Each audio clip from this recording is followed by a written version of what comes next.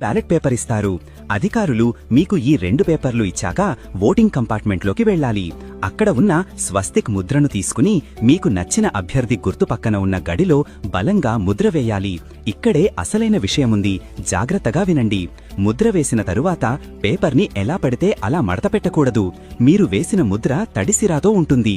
ఒకవేళ మీరు పేపర్ని అడ్డంగా మడతపెడితే ఆ సిరా వెళ్లి వేరే అభ్యర్థి గుర్తు మీద పడే ఛాన్స్ ఉంది.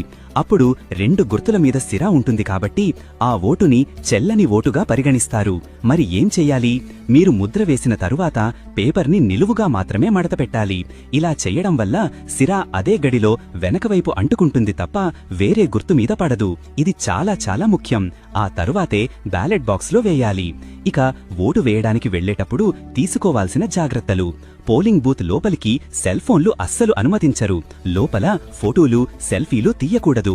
అలాగే మీ ఓటు ఎవరికి వేశారో బయటకు చెప్పాల్సిన అవసరం లేదు. తీసుకెళ్లాల్సిన ఐడీ కార్డుల విషయానికొస్తే ఓటరు స్లిప్తో పాటు